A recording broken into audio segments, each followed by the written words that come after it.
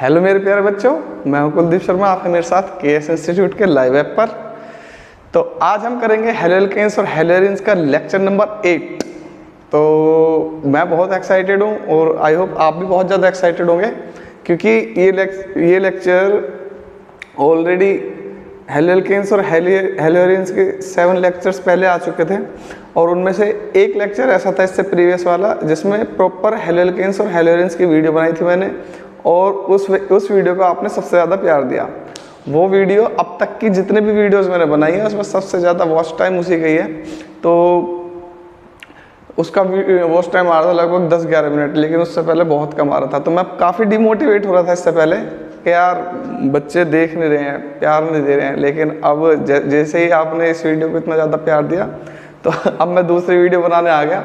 तो चलिए बेटा स्टार्ट करते हैं। तो पहले लेक्चर में मैंने आपको बताया था हेलोएल्केन्स क्या है और हेलोएरिन्स क्या है। तो हेलोएल्केन्स क्या है? जब halogen atoms open chain means aliphatic chain means alkyl group के साथ बॉन्डेड हो जाएंगे तो इन्हें बोलेंगे हेलोएल्केन्स। और अगर halogen atoms close chain means aromatic chain means benzene के साथ ज्वाइंट हो जाएंगे तो इन्हें बोलेंगे हेलोएरिन्स।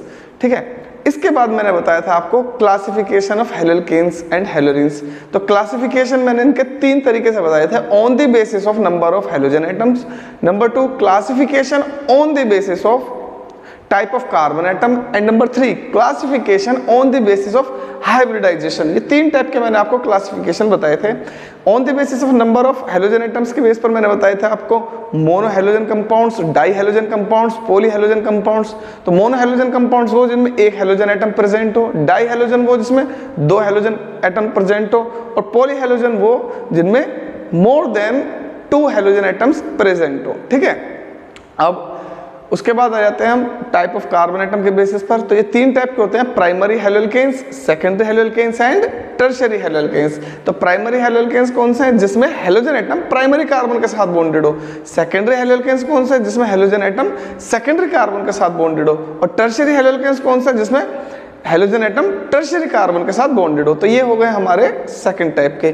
थर्ड मैंने बताए थे आपको 4 टाइप के थे हाइब्रिडाइजेशन के बेस पर, vinylic halides, allylic halides, benzylic halides and arylic halides और एराइल हैलाइड्स।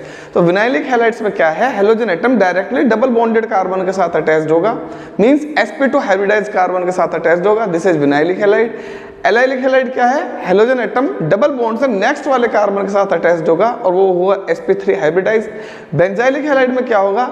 जो हेलोजन एटम है वो बेंजीन रिंग से नेक्स्ट वाले कार्बन के साथ अटैच्ड होगा। और एराइलिक हैलाइड में क्या होगा? Halogen atom directly benzene ring के साथ मींस एरोमेटिक रिंग के साथ अटैच्ड होगा।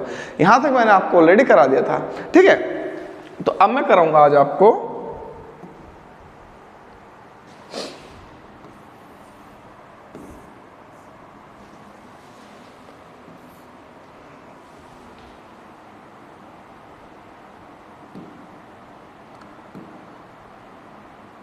चोरी चोरी दिल तेरा चुराएंगे, अपना तुझे हम बनाएंगे। Lecture number 8। और अगर आपने लेक्चर नंबर 7 नहीं देखा हो ना तो पहले लेक्चर नंबर 7 देख लेना, उसके बाद 8 पर आना, नहीं तो तुम्हारे कान पे मारूंगा थप्पड़ खींच खींच के। नलायको, बात मानते नहीं हो गुरुजी की, तुम कामयाब हो रहे हो, बड़े बदतमीज हो तुम बच्चे।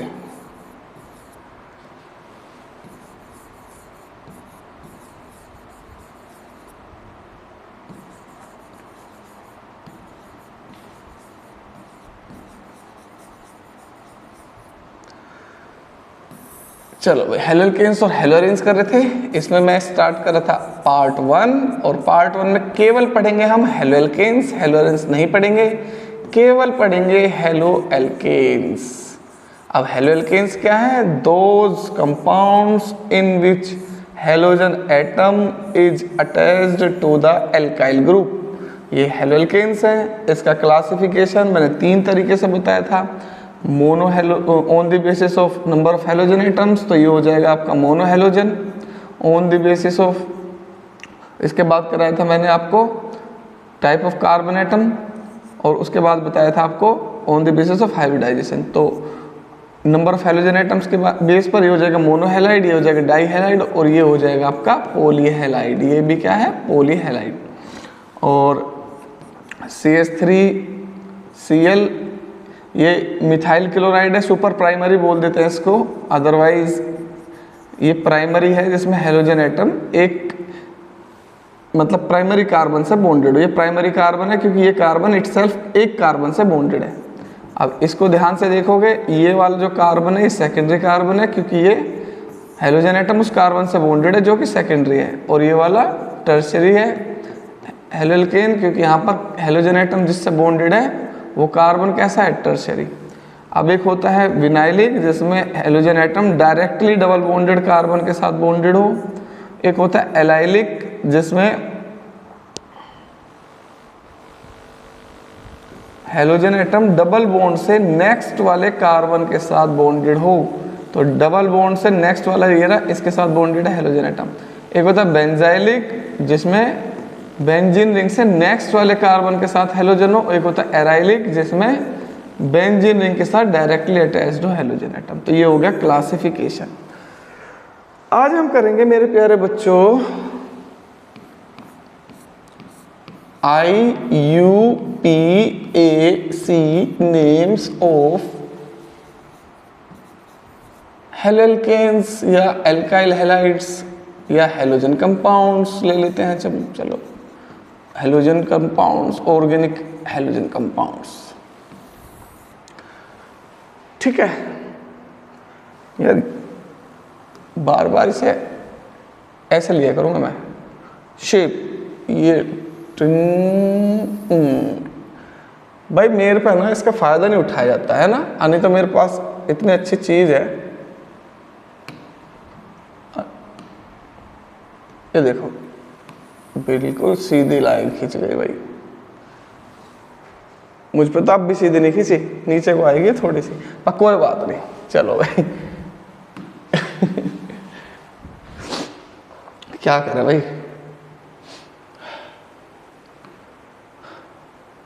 हर इंसान में सारे टैलेंट थोड़ी ना होते हैं। आप बहुत ज़्यादा टैलेंटेड हो, मेरे बच्चे तो इतने ज़्यादा टैलेंटेड हैं, अगर मैं इस लाइन को टेढ़ी मेढ़ी बना दूं ना इसे भी सीधी कर देंगे, ऐसे बच्चे मेरे।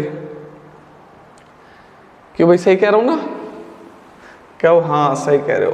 तो इसमें क्या होता है, फ्लोरीन को रिप्लेस कर देते हैं एज अ फ्लोरो, क्लोरीन को रिप्लेस कर दें क्लोरो, ब्रोमीन को रिप्लेस करेंगे ब्रोमो, आयोडीन को रिप्लेस करेंगे आयोडो। बस ये 4 हेलोजन आते हैं कंपाउंड्स में, और हेलोजन्स अनस्टेबल है और इनको यूज करते हैं हम प्रीफिक्स। अब अगर जो एक जैसे आ जाएंगे तो वहां पर यूज करोगे आप डाई, ट्राई, टेट्रा, ठीक। अगर डिफरेंट डिफरेंट आ जाएंगे तो उनको अरेंज करोगे आप अल्फाबेटिकल ऑर्डर में,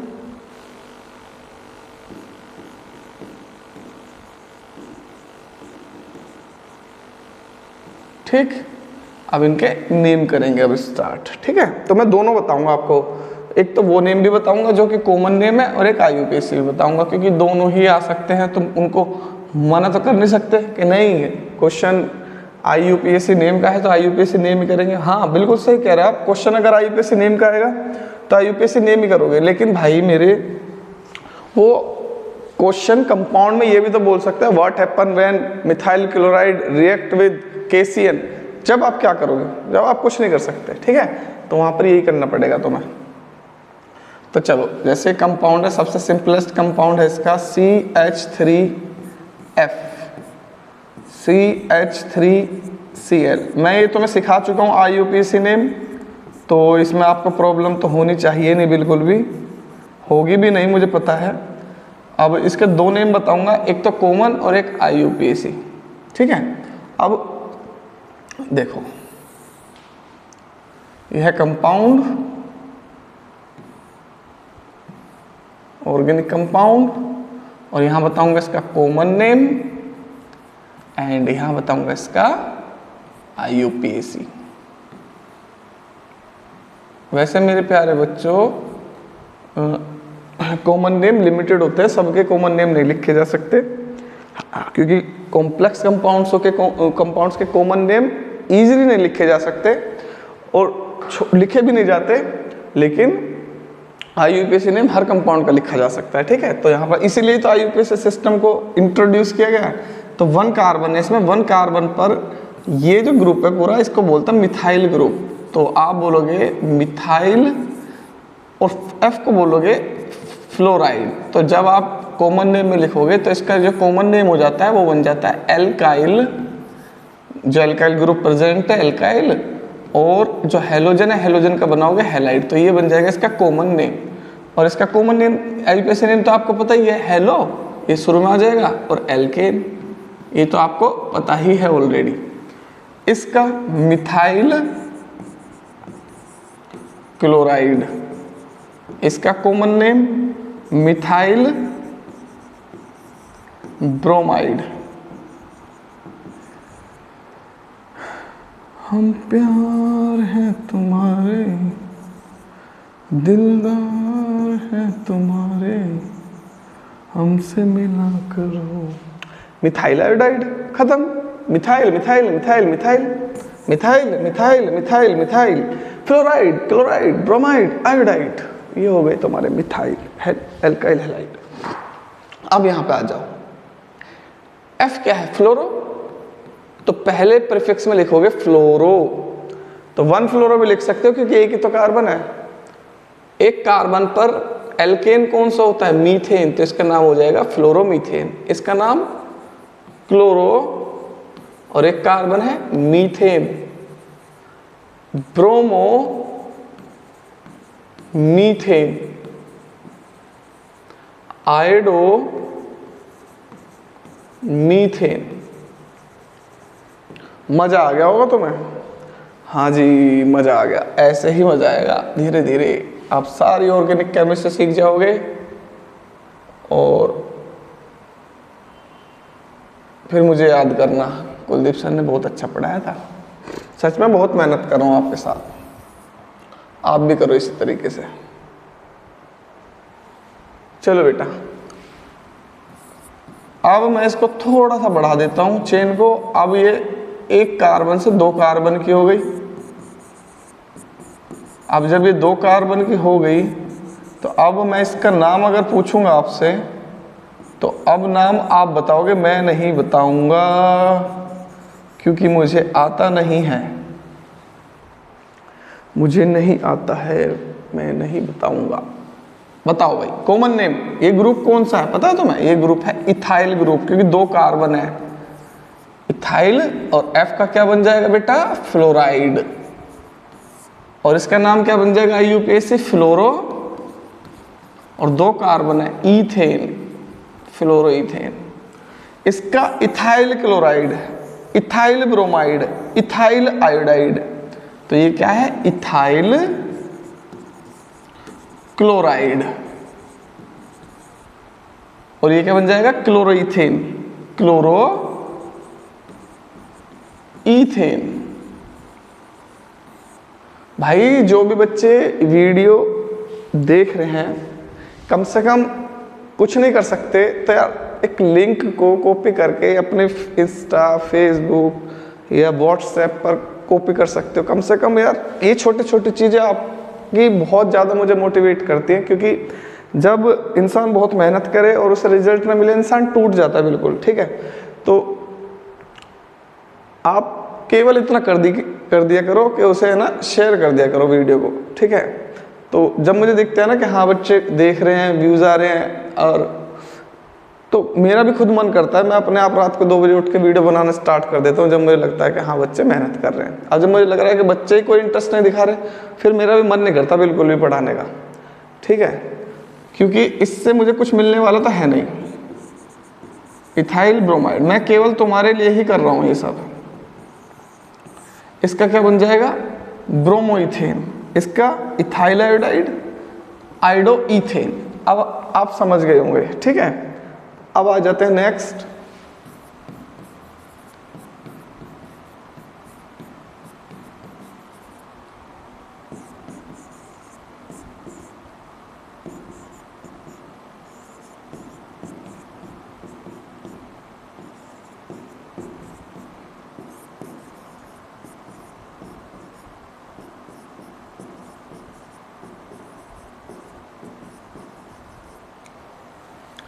तो मेरे प्यारे बच्चों लॉन्ग चेन देखो 1 2 3 1 2 3, 2 पे Cl आ रहा है तो इसका नाम हो जाएगा 2 क्लोरो, 3 कार्बन पर प्रोपेन। तो ये इसका IUPAC नेम है, ठीक है, ये इसका IUPAC नेम है। वैसे इसका कॉमन नेम हो जाएगा आइसोप्रोपाइल क्लोराइड।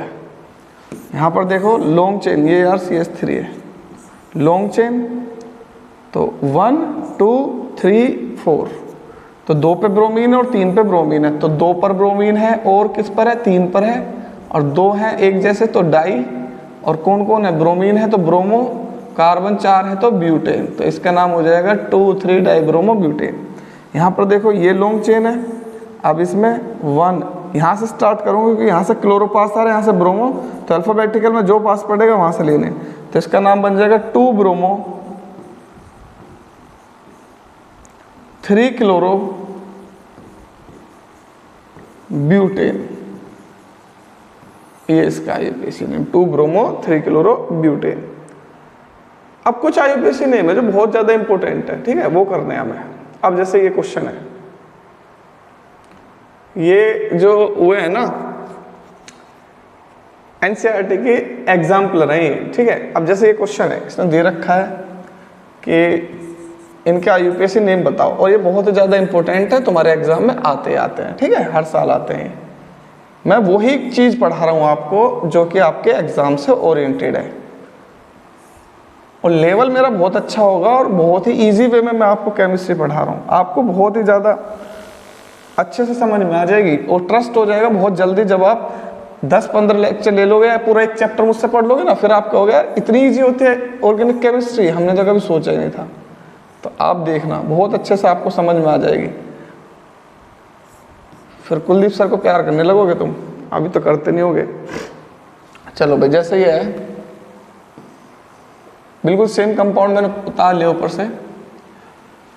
अब ये बॉन्ड लाइन फॉर्म में है, तो जो कर सकता है डायरेक्ट वो कर लेना, लेकिन जो नहीं कर सकता है उसको मैं इसे ठीक से एक्सप्लेन कर दूं। जो कर सकता है वो तो डायरेक्ट करेगा। 1 2 3 4 5, 5 कार्बन है इसके अंदर, और क्या नाम है 4 पर ब्रोमो है, तो इसका बन जाएगा 4 ब्रोमो पेंट 2 इन, ये इसका नाम है। लेकिन देखो ये है क्या एक्चुअल में CH3, यहाँ से पकड़ लो आप CH3, नंबरिंग नहीं है ये, मैंने पकड़ने को कहा है, चाहे तुम यहाँ से कर लो शुरू। फिर सिंगल बॉन्ड है, फिर यहाँ पे कार्बन है, ये जो पॉइंट है, ठीक है, ये तो ये कार्बन हो गया, फिर ये कार्बन है, कार्बन के साथ हाइड्रोजन है, हाइड्रोजन आ गया, फिर डबल बॉन्ड है, फिर डबल बॉन्ड आ गया, फिर एक और कार्बन आ गया, ये आ गया कार्बन, फिर इसके साथ हाइड्रोजन है, हाइड्रोजन है, फिर सिंगल बॉन्ड है, सिंगल बॉन्ड, फिर कार्बन आ गया, इसके साथ हाइड्रोजन है और ब्रोमीन भी है, फिर इसके बाद सिंगल बॉन्ड है, फिर CH3। तो ये कंपाउंड और ये कंपाउंड बिल्कुल सेम है, तो लॉन्ग चेन कौन सी बन जाएगी, यही बन जाएगी। अब हेलोजन एटम और डबल बॉन्ड में पता है किसको प्रेफरेंस दोगे आप, डबल बॉन्ड को। तो याद रखना double bond gets more preference than halogen atom. अब इनमें यहाँ पर डबल बॉन्ड 2 पे आ रहा है और यहाँ हेलोजन 2 पे आ रहा है, तो डबल बॉन्ड को देनी है 1 2 3 4 5, तो इसका नाम बन जाएगा 4 पे ब्रोमो, 4 पे ब्रोमो। देखो 4 पे आ रहा है ना ब्रोमो, कितने कार्बन है टोटल इसके अंदर, 5, पेंट हो जाएगा रूट नेम। अब इसका सफिक्स, तो इसका सफिक्स कौन सा हो जाएगा तुम्हारा, प्राइमरी सफिक्स ईन हो जाएगा, क्योंकि यहाँ डबल बॉन्ड है, तो 2 पे आ रहा है ईन, ये इसका नेम है 4 bromo paint 2 in. I hope आप समझ गए होंगे।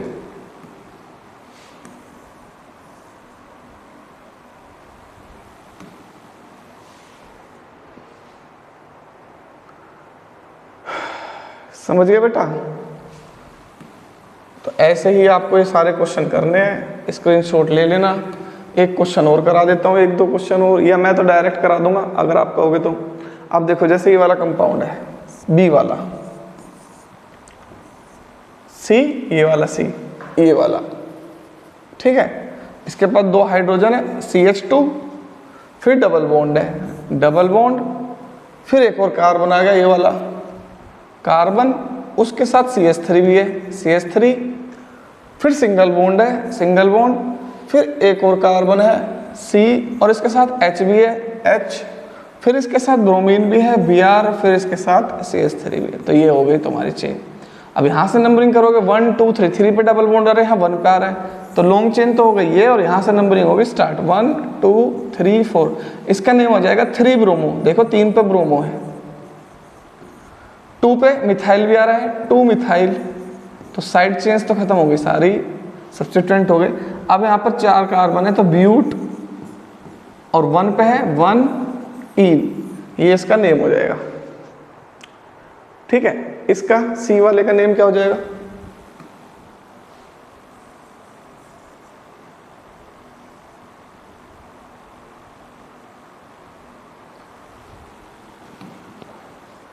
वीडियो बहुत बड़ी हो जाएगी यार, क्योंकि मैं पढ़ाता भी बहुत धीरे से हूँ।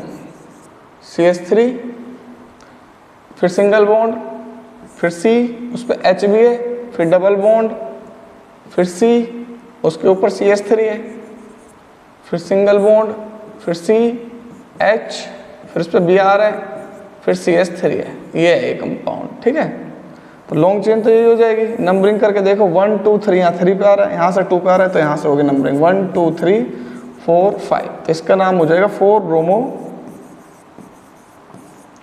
3 मिथाइल, 5 कार्बन है तो पेंट 2 इन। ये हो गया सी वाले का नाम। डी पता नहीं कहाँ है, डी है ही नहीं यार, इसमें दिख ही नहीं रहा। कोई बात नहीं, ई कर लेते हैं। ठीक है, ई कर लेते हैं डायरेक्ट, इन्हें तुम करना अपने आप। ठीक है, ऐसे बता देता हूँ मैं भाई 1 2 3 4, 4 कार्बन है इसमें। नंबरिंग करोगे 1 2, यहाँ से 2 पे आ रहा है, 1 2, यहाँ भी 2 से आ रहा है, यहाँ ब्रोमीन भी पास आ रहा है, तो इसका नेम बन जाएगा 1 ब्रोमो 1 पे ब्रोमो। ठीक है, 4 कार्बन है, ब्यूट 2 इन, ये इसका नाम हो जाएगा। इसका और देख लो भाई लास्ट वाले का,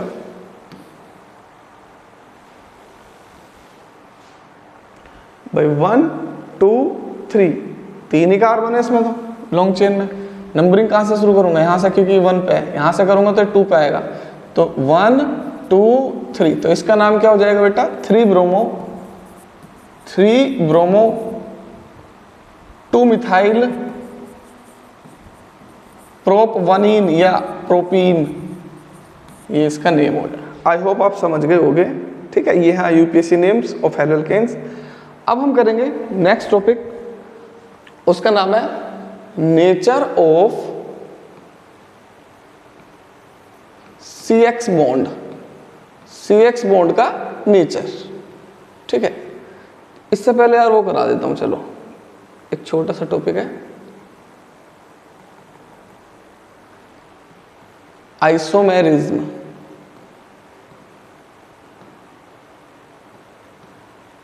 इन हेलोल्केन्स। तो हेलोल्केन्स में आइसोमेरिज्म। तो आइसोमेरिज्म क्या होती है? तो आइसोमेरिज्म एक फिनोमिना होता है जिसमें ऑर्गेनिक मॉलिक्यूल्स का फॉर्मूला तो सेम होता है, बट डिफरेंट उससे कंपाउंड्स रिप्रेजेंट हो सकते हैं, तो इसे बोलते हैं हम आइसोमेरिज्म। और आइसोमेरिज्म अगर किसी में होगा कंपाउंड में, तो अलग अलग कंपाउंड उससे रिप्रेजेंट हो जाएंगे, जिससे उनकी फिजिकल और केमिकल प्रॉपर्टी भी डिफरेंट होगी। तो जैसे मान लो एक फॉर्मूला लिख रहा हूँ मैं C4H9Cl। तो 2 टाइप की इसमें आइसोमेरिज्म होती है, एक का नाम है चेन आइसोमेरिज्म। तो चेन आइसोमेरिज्म वो है जिसमें फॉर्मूला सेम हो बट चेन डिफरेंट हो। और दूसरी कौन सी आइसोमेरिज्म होती है हेलोल्केन्स में? Position isomerism. पोजीशन आइसोमेरिज्म वो है जिसमें फॉर्मूला सेम होता है, पोजीशन डिफरेंट होती है। अब देखो जैसे ये C4H9Cl, तो इसकी देखो एक कंपाउंड ये बन जाएगा। मैं पहले चेन आइसोमेरिज्म बना रहा हूँ, पहले वाली CH3 CH2 CH2 CH2Cl। तो देखो यहाँ पर स्ट्रेट चेन है कार्बन की, और ये है 1 क्लोरोब्यूटेन। ठीक है, एक ये कंपाउंड बन जाएगा इससे CH3 CH CH3 CH2Cl, isobutyl chloride. इसका फॉर्मूला भी यही है। अब इसमें क्या है, एक CH3 साइड में आ गया, तो इसका नाम है 1 क्लोरो 2 मिथाइल प्रोपेन, ये इसी का ही आइसोमर है। और एक ये बन जाएगा इसका CH3 CH3 Cl, tertiary butyl chloride, एक ये बन जाएगा। ठीक, एक और बन सकता है CH3 CH Cl CH2 CH3, ये चारों आइसोमर्स है और ये चारों चेन आइसोमर्स हैं। अब नहीं, ये वाला चेन आइसोमर्स नहीं है, ये पोजीशन आइसोमर है।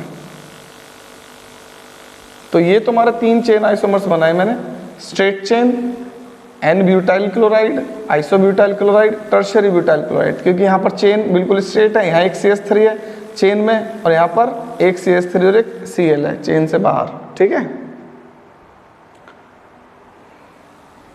और ये भी प्राइमरी है क्योंकि हेलोजन प्राइमरी से बॉन्डेड है, ये भी प्राइमरी है क्योंकि हेलोजन प्राइमरी से बॉन्डेड है, लेकिन ये टर्शियरी है, ठीक है। तो ये हो गए हमारे चेन आइसोमर्स। और कौन सी आइसोमेरिज्म होती है इसके अंदर? और जो दूसरे आइसोमेरिज्म होते हैं वो होते हैं पोजीशन। पोजीशन में क्या है? पोजीशन में फॉर्मूला तो सेम होता है, जैसे C4H9Cl का ले लेता हूँ मैं, लेकिन पोजीशन फंक्शनल ग्रुप के अलग अलग होते हैं। जैसे इसका नाम देखो, इसका नाम हो जाएगा 1-क्लोरोब्यूटेन, और ये इसी फॉर्मूले से बना रहा हूँ मैं दूसरा कंपाउंड। अब ये है 2-क्लोरोब्यूटेन, दोनों का फॉर्मूला सेम है, C4H9Cl 1 2 3 4 4 3 to 5 to 9 7 to 9 9 Cl। तो दोनों का फॉर्मूला यही है, लेकिन कंपाउंड दोनों अलग अलग हैं, दोनों के रिएक्शन अलग अलग होंगे। ये दोनों है आइसोमर्स। तो 2 टाइप की आइसोमेरिज्म होती है, किसमें? हेलोएल्केन्स में। अब आ जाओ नेक्स्ट, नेचर ऑफ, ये कौन सा टॉपिक है आज का? आज का 3rd टॉपिक है, ओवरऑल 5th टॉपिक है। पहले टॉपिक कराया था मैंने डेफिनेशन, दूसरा टॉपिक कराया था मैंने क्लासिफिकेशन, तीसरा टॉपिक करा दिया मैंने IUPAC इन, 4th टॉपिक करा दिया मैंने isomerism in haloalkanes, 5th topic है ये।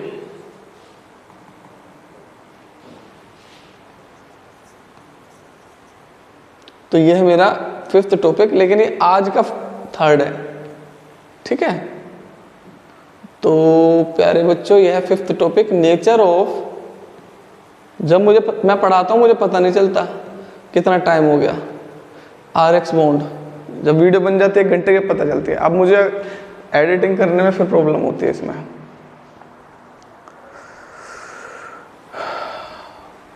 राता की मेहनत भी रंग कदलावेगी, कर्जा भी उतरेगा, काटे भी आवेगी, करना मकाम।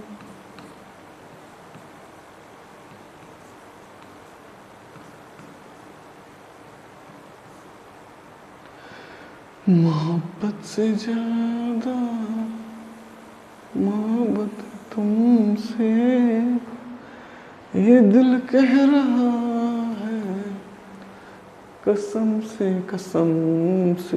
हो गया भाई? देखो इन चारों को ध्यान से, फ्लोरीन, क्लोरीन, ब्रोमीन, आयोडीन, ये जो चारों है हेलोजन से। और हेलोजन की जो इलेक्ट्रोनेगेटिविटी है मच मोर होती है एज कंपेयर टू कार्बन। अब कार्बन से ज़्यादा इलेक्ट्रोनेगेटिविटी है तो होगा क्या? होगा ये हो जाएंगे चारों के चारों कंपाउंड डाइपोल। डाइपोल क्या होता है? अब जैसे मान लो कार्बन और फ्लोरीन का बॉन्ड बना, तो फ्लोरीन तो मोर इलेक्ट्रोनेगेटिव है और दोनों के बीच में शेयरिंग ऑफ इलेक्ट्रॉन है, द कोवेलेंट बॉन्ड है। तो क्या होगा? फ्लोरीन की इलेक्ट्रॉन को अपनी तरफ अट्रैक्ट करने की टेंडेंसी ज़्यादा है, तो ये शेड पेयर ऑफ इलेक्ट्रॉन को अपनी तरफ शिफ्ट कर लेगा, जिससे इसके ऊपर आ जाएगा पार्शियल नेगेटिव चार्ज, इस पर पार्शियल पॉजिटिव चार्ज। और जब स्मॉल डिस्टेंस पर इक्वल एंड अपोजिट चार्ज हो किसी भी सिस्टम में, उसे हम डाइपोल बोलते हैं। तो ये जो बन गया ना ये सिस्टम, ये डाइपोल है। और यहाँ पर जो फ्लोरीन पर इलेक्ट्रॉन की डेंसिटी ज़्यादा है, तो फ्लोरीन पर इलेक्ट्रॉन डेंसिटी ज़्यादा होने से ये हो गए हैं चार्ज का सेपरेशन। और ऐसे बॉन्ड को बोलते हैं पोलर कोवेलेंट बॉन्ड, या सिर्फ पोलर बॉन्ड भी बोल देते हैं। और अगर इलेक्ट्रोनेगेटिविटी इक्वल हो या नियरली इक्वल हो तो उसे बोलते हैं नॉन पोलर। अब अगर मैं कहने लगूँ Cl और Cl के बीच में कैसा बॉन्ड होगा? Non polar covalent bond.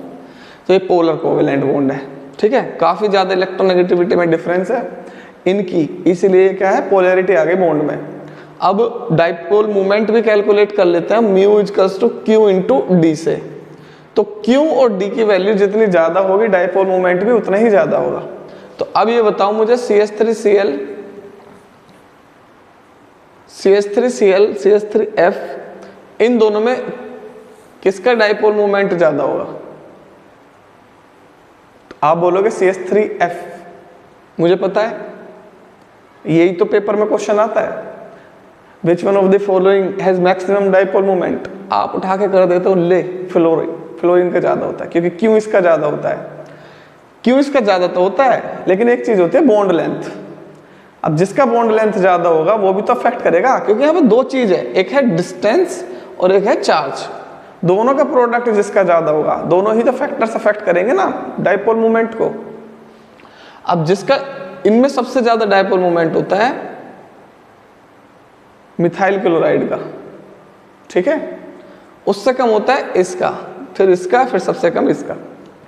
तो अब मैं बताता हूं क्यों होता है। तो ये तो मैंने आपको बता दिया डाइपोल इन दोनों के बीच में कैसा बॉन्ड है, पोलर कोवेलेंट बॉन्ड या पोलर बॉन्ड, क्योंकि एक हाईली इलेक्ट्रोनेगेटिव है फ्लोरीन, दूसरा कम इलेक्ट्रोनेगेटिव है। तो फ्लोरीन अपनी तरफ को इलेक्ट्रॉन की डेंसिटी को अट्रैक्ट करके रखेगा, इलेक्ट्रॉन डेंसिटी ज़्यादा रहेगी तो उस पर पार्शल नेगेटिव आ जाएगा, दूसरे पे पार्शल पॉजिटिव आ जाएगा। ऐसे मॉलिक्यूल्स को बोलते हैं पोलर बॉन्ड, पोलर मॉलिक्यूल, ठीक है।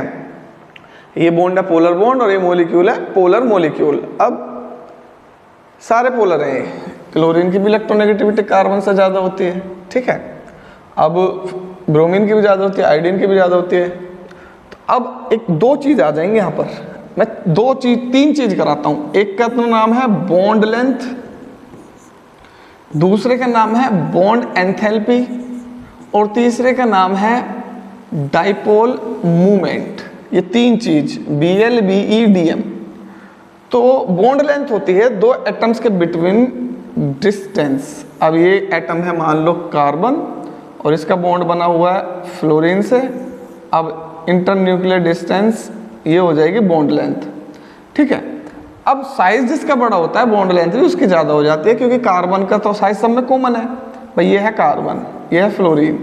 अब जैसे मैं अप टू डाउन आता हूँ तो fluorine, chlorine, bromine, iodine, size बढ़ता चला जाता है। तो सबसे बड़ा साइज किसका होता है, सबसे छोटा फ्लोरीन का, फिर उससे बड़ा क्लोरीन का, फिर ब्रोमीन का, फिर आयोडीन का। तो अब जैसे दूसरा कंपाउंड ले लेता हूँ मैं CH3Cl को, तो CH3Cl ये हो जाएगा। तो अब इसकी बॉन्ड लेंथ पहले से ज़्यादा हो जाएगी। तो बॉन्ड लेंथ ज़्यादा हुई क्यों, क्योंकि साइज बढ़ा एटम का। तो एटम का साइज बढ़ने से रेडियस बढ़ जाती है, बॉन्ड लेंथ भी बढ़ जाती है। ये कार्बन है, ये ब्रोमीन है, इसकी बॉन्ड लेंथ और भी ज़्यादा हो जाएगी। ये कार्बन है, ये आयोडीन है, इसकी बॉन्ड लेंथ और भी ज़्यादा हो जाएगी। तो बॉन्ड लेंथ सबसे ज़्यादा किसकी होगी इन चारों में। तो याद रखना बॉन्ड लेंथ का जो ऑर्डर है RX का, तो सबसे जो ज़्यादा बॉन्ड लेंथ होती है RI की होती है, उससे कम किसकी होती है RBr की होती है, उससे कम होती है RCl की होती है, और सबसे कम बॉन्ड लेंथ किसकी होती है RF की। तो शॉर्टर वेवलेंथ होती है CH3F, सबसे ज़्यादा बॉन्ड लेंथ CH3I। अब बॉन्ड एंथैल्पी होती है कि बॉन्ड को तोड़ने के लिए जो हमें एनर्जी चाहिए, जो एनर्जी रिक्वायर्ड है उसे बोलते हैं बॉन्ड एंथैल्पी। अब खुद ही बताओ सबसे ज़्यादा इजीली बॉन्ड किसका टूटेगा, जो एटम्स दूर दूर होंगे, जिनकी जो इंटरन्यूक्लियर डिस्टेंस है या जिनका जो बॉन्ड लेंथ है वो जितनी ज़्यादा बड़ी होगी वो उतनी ही ज़्यादा इजीली ब्रेक हो जाएगा। इसलिए आयोडाइड है I- वो एक गुड लीविंग ग्रुप है, आराम से वो लीव हो जाता है। तो इन सब में जो सबसे कम बॉन्ड एंथैल्पी है वो है CH3I की। ये सबसे इजीली ब्रेक हो जाएगा जब मैं इसे बॉन्ड को ब्रेक करूँगा, कम एनर्जी पे ब्रेक हो जाएगा। सबसे कम इसकी बॉन्ड एंथैल्पी है, इससे ज़्यादा है ब्रोमाइड की, इससे ज़्यादा है क्लोराइड की, और सबसे ज़्यादा है फ्लोराइड की, क्योंकि यहाँ स्ट्रॉन्ग फोर्स है इन दोनों के बिटवीन, साइज कम है। जो न्यूक्लियस है उसने इनको अट्रैक्ट किया हुआ है स्ट्रॉन्ग फोर्स से। अब डाइपोल मूवमेंट, तो डाइपोल मूवमेंट तो होता है Q/D। तो सबसे ज़्यादा जो डाइपोल मूवमेंट है वो होता है क्लोराइड का। क्यों, क्योंकि यहाँ पर दोनों फैक्टर वर्क कर रहे हैं, चार्ज भी और साइज भी। तो साइज और चार्ज का जो प्रोडक्ट है वो मिथाइल क्लोराइड का सबसे ज़्यादा है, ठीक है। उसके बाद चार्ज तो इसमें ज़्यादा है, चार्ज का मैग्नीट्यूड काफ़ी ज़्यादा है इसमें, लेकिन जो डिस्टेंस है वो कम है। ये जो डिस्टेंस है ये कम है। तो इस D का भी तो प्रोडक्ट होगा Q के साथ। मैं मान रहा हूँ कि Q की वैल्यू ज़्यादा है, यहाँ पर जो माइनस डेल है वो ज़्यादा है क्योंकि ज़्यादा इलेक्ट्रोनेगेटिव है फ्लोरीन की इलेक्ट्रोनेगेटिविटी 4 होती है, क्लोरीन की 3.5 होती है, ठीक है। तो अब देखो मैं तुम्हें दिखाता हूँ एक चीज़, उससे तुम इजीली समझ जाओगे। ये देखो डाटा, ये है तुम्हारा CH3F और बॉन्ड लेंथ है इसकी 139, यह CH3Cl, इसकी बॉन्ड लेंथ है 178। तो देखो भाई साइज बढ़ रहा है, कार्बन और फ्लोरीन का जो साइज है, इन दोनों की जो डिस्टेंस है ये है 139। अब यहाँ पे कार्बन है, अब इसकी जगह आ गया है क्लोरीन, तो क्लोरीन आने से क्या हुआ, रेडियस बढ़ जाएगी, रेडियस बढ़ जाएगी तो बॉन्ड की लेंथ बढ़ जाएगी, ये हो गया 178। ब्रोमीन में और ज्यादा हो जाएगी 193 और आयोडाइड में और ज्यादा हो जाएगी 214। बॉन्ड एंथैल्पी, मिथाइल फ्लोराइड को ब्रेक करना बहुत ज्यादा डिफिकल्ट है, इसलिए ज्यादा एनर्जी चाहिए किलो जूल पर मोल। क्लोराइड में थोड़ी कम चाहिए, ब्रोमाइड में और भी कम चाहिए, आयोडाइड में सबसे कम एनर्जी, मतलब CH3I को आप सबसे कम एनर्जी देके तोड़ सकते हो, तो सबसे कम बॉन्ड एंथैल्पी होती है CH3I की। तो ऑर्डर क्या होगा बॉन्ड लेंथ का, तो सबसे ज्यादा बॉन्ड लेंथ होगी Ri की, मतलब CH3I की, उससे कम किसकी होगी CH3Br, उससे कम बॉन्ड लेंथ किसकी होगी CH3Cl, और सबसे कम बॉन्ड लेंथ CH3F।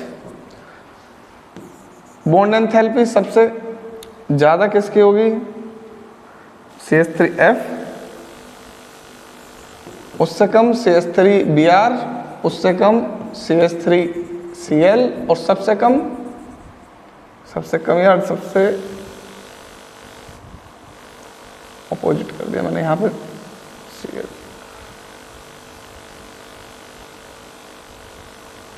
सबसे ज़्यादा इसी की होती है, फिर उससे ज़्यादा होती है क्लोरीन की, फिर उससे कम ब्रोमीन की, और सबसे कम आयोडीन की। अब देखो भाई मैग्नेटिक मोमेंट, डाइपोल मोमेंट को ले लेते हैं हम Q/D। तो यहाँ पर देखो मिथाइल फ्लोराइड की 1.847, फ्लोराइड की, क्लोराइड की 860, तो 847 है, 860 है, क्लोराइड की ज्यादा है नहीं, इन दोनों की तो कम ही है। सबसे कम तो CH3I की है, क्योंकि इलेक्ट्रोनेगेटिविटी बहुत कम है, साइज तो बढ़ रहा है लेकिन इलेक्ट्रोनेगेटिविटी कम है, लेकिन जो दोनों का प्रोडक्ट है वो क्लोराइड की सबसे ज्यादा है। तो याद रखना डाइपोल मोमेंट सबसे ज्यादा होता है CH3I का, फिर इससे कम होता है CH3F का, फिर CH3Br का, और सबसे कम होता है CH3I का। आई होप आप समझ गए होगे मैं क्या कहना चाह रहा हूँ आपसे।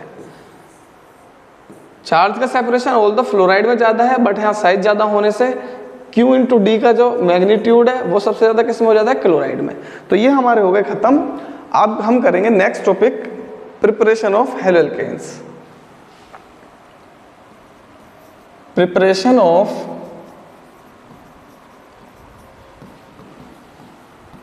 हेलोएल्केन्स, तो हेलोएल्केन्स बनाने के तरीके, फिर करेंगे हम physical properties of haloalkanes, and then उसके बाद करेंगे हम केमिकल प्रॉपर्टीज ऑफ हेलोएल्केन्स, और हेलोएल्केन्स उसके बाद हो जाएगा फिनिश्ड। ठीक है, तो मेरे 12th क्लास के बच्चों,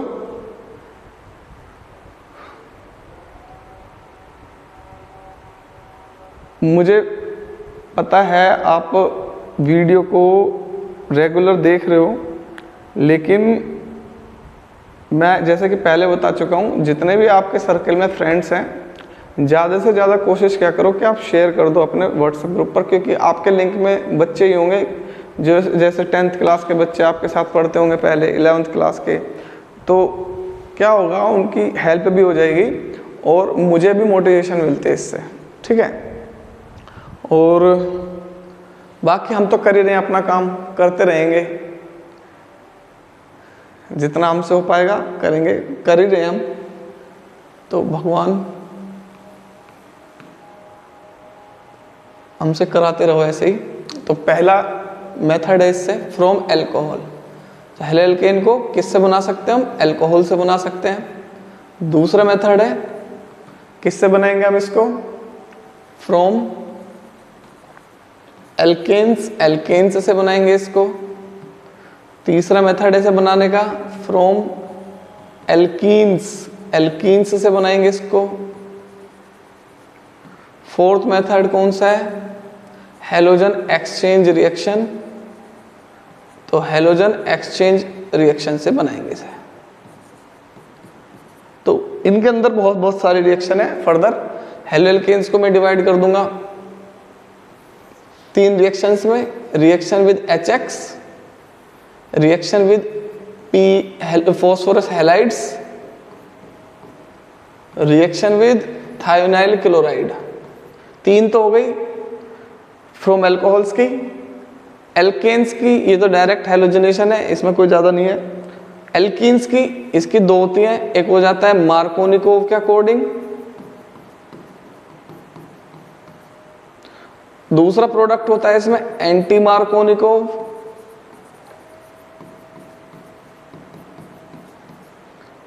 और हेलोजन एक्सचेंज की भी 2 होती हैं, स्वार्ट्ज रिएक्शन और दूसरी होती है फिंकलस्टाइन रिएक्शन। बस अगर तुम ये समझ गए 1 2 3 4 5 6 7 प्रिपरेशन खत्म, कुछ भी नहीं है इनके अंदर। और मैं गारंटी ले रहा हूं जब मैं तुम्हें ये पढ़ाऊंगा प्रिपरेशन, आप कहोगे कुछ भी नहीं है ऑर्गेनिक केमिस्ट्री में, और रियलिटी में कुछ भी नहीं है। मेरी गारंटी है हर चीज़ की। बस आप यही करते रहो कि रेगुलर लेक्चर को सीक्वेंस से देखते रहो। मैं अगर आपको कुछ बात बता रहा हूँ, मैं ट्रस्ट में मैं अपना बिल्कुल भी बेनिफिट नहीं सोच रहा हूँ कैसा भी, ठीक है। मैं बस ये चाह रहा हूँ कि ज़्यादा से ज़्यादा बच्चों तक पहुँच जाए, और जब ज़्यादा से ज़्यादा बच्चों तक पहुँचेगा आपका प्यार मुझे मिलेगा, वो सब अपने आप हो जाएगा, उसकी कोई ज़रूरत नहीं है। अभी मेरा मेन मोटिव यही है कि मैं अपनी स्किल्स ज़्यादा से ज़्यादा बच्चों तक पहुँचा सकूँ, ठीक है। आई नो मैं वो फैसिलिटीज़ आपको प्रोवाइड नहीं करा रहा हूँ जो दूसरे बड़े बड़े कोचिंग्स प्रोवाइड करा रहे होंगे। दूसरे बड़े बड़े कोचिंग्स आपको प्रॉपर, मतलब मेरी साउंड में भी थोड़ा सा डिफेक्ट आ रहा होगा, मतलब एको आ रही है मेरी साउंड में, उसके लिए भी मुझे थोड़ा सा सेटअप करना पड़ेगा। लेकिन अभी मेरे पास फंड की कमी है तो मैं कर नहीं पा रहा हूँ। उसके लिए एक प्रॉपर अच्छी क्वालिटी का माइक लाना पड़ेगा जिसमें प्रॉपर नॉइस कैंसिलेशन हो, ठीक है। मैंने वैसे कोशिश करी है बहुत ज़्यादा इंप्रूवमेंट करने की, लाइटिंग वगैरह बहुत अच्छे से की है पहले से ही। अब में और पहले में बहुत ज़्यादा डिफरेंस आप फील भी कर रहे होगे फर्स्ट वीडियो में और अब की वीडियो में। तो अब भी अगर कुछ कमी हो तो आप मुझे बताते रहा करो। तो बच्चों से ही सीखता हूँ मैं, क्योंकि मुझे बच्चे बताते हैं, जैसे बच्चे बताते हैं मैं अपने अंदर इम्प्रूवमेंट करता रहता हूँ। अदरवाइज़ मुझे बिल्कुल भी नॉलेज नहीं है कि कैसे हम वीडियो को शूट, बहुत ज़्यादा मुझे प्रॉब्लम होती थी वीडियो शूट करने में, क्योंकि मैं तो बिल्कुल अकेला हूँ घर में, कोई ऐसा है भी नहीं कि जो मुझे सामने से देख के ये बता सके कि वीडियो सही बन रही है या नहीं बन रही है। पता है ऐसा हो चुका था शुरू में, तो मैं 6-7 वीडियो बनाई और किसी में साउंड ही नहीं आ रहा था।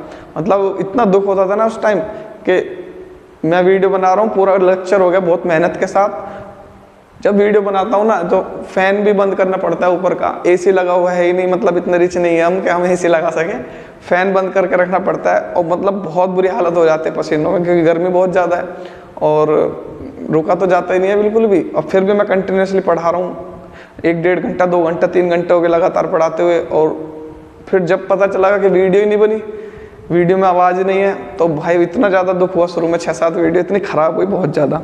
अब तो फिर भी मैं बना लेता हूँ। अब मैं इस टाइम जो टाइम देखूंगा ना, मैं तो 4-5 बज रहे होंगे और अब वीडियो बना रहा हूँ। मैं अकेले ही बना रहा हूँ, कोई है ही नहीं घर में। मम्मी है, मम्मी को पता ही नहीं होगा कि कैसे वीडियो बनेगी कैसे नहीं, पता तो है उन्हें। अब उठा के थोड़ी ना लाऊंगा मैं, मम्मी खड़ी हो जाओ रात के 3 बज रहे हैं वीडियो बनाएंगे चलो आ जाओ कहेंगी मैंने बना रही वीडियो, जा रहा यहाँ से सोने से परेशान कर रहा, खुद को तो कुछ काम ना, मुझे भी परेशान कर रहा, खुद तो सोता ना, हमें भी ना सोने दे रहा। तो भाई ऐसा होता है। और जो तुम्हारी मैडम आ गई तो वो तो भाई बनाने नहीं देगी वीडियो, कि तुम्हें तो कुछ काम ही नहीं है, रहने दो, हमें नहीं बनवानी वीडियो, वो मेरे सेटअप वेटअप और ख़राब कर देगी। तो यार ऐसा करते हैं, ये प्रिपरेशन नेक्स्ट क्लास में करेंगे। क्यों? क्योंकि मुझे पता है इन्हें कराने में ये आपको छोटी सी लग रही होंगी, मैं जब कराऊंगा ना सच में मैं बहुत डीप में कराता हूँ। इन्हें जब मैं कराऊंगा तो पूरे 1 घंटा लगेगा ही लगेगा, 1 से ज़्यादा भी लग सकता है। आपको लग रहा होगा 6 ही तो रिएक्शन है सर, भाई 6 रिएक्शन नहीं है। आप देखना नेक्स्ट लेक्चर, उस पूरे नेक्स्ट लेक्चर में प्रिपरेशन ही चलेगी। बहुत खतरनाक चीज़ है ये। और ये आप अगर आप समझ गए तो ऑर्गेनिक केमिस्ट्री में है क्या, ऑर्गेनिक केमिस्ट्री में मेन चीज़ होती है प्रिपरेशन। और अगर प्रिपरेशन सिखा दी टीचर ने आपको तो ये समझ लो टीचर बहुत टैलेंटेड है, लाइक मैं आपको सिखा दूंगा। तो मेरे प्यारे बच्चों, मिलते हैं हम नेक्स्ट क्लास में, परसों मिलेंगे। तो आई होप आपको बहुत अच्छे से समझ में आ रही होगी केमिस्ट्री, ऑर्गेनिक केमिस्ट्री। और आप ऐसे ही सीरीज़ को अपना प्यार बना के रखो। कोई भी प्रॉब्लम हो कैसे भी आप मुझे बता दिया करो, मैं उस पर वीडियो भी बना लूँगा। और भी कैसा भी सपोर्ट चाहिए मेरी तरफ से, जो मुझसे पॉसिबल हो पाएगा मैं कोशिश करूँगा करने की। और अपने सजेशन देते रहा करो जो कि मैं अपने अंदर इम्प्रूवमेंट कर सकूँ। तो थैंक यू सो मच मेरे प्यारे बच्चों। चलो मिलते हैं अब नेक्स्ट क्लास में। Bye bye. अब भी 45 मिनट्स की हो गई। अब देख लो 45 मिनट्स में बच्चे रोने लगते हैं देखने में। अरे यार अगर मैं पढ़ाने लगता वो हो जाती है 1.5 घंटे की पक्का 100%। तो यार मिलते हैं हम नेक्स्ट क्लास में। अब याद रखना, शेयर कर देना वीडियो को, नहीं तो मैं गुस्सा हो जाऊँगा, बात ही नहीं करूँगा तुमसे।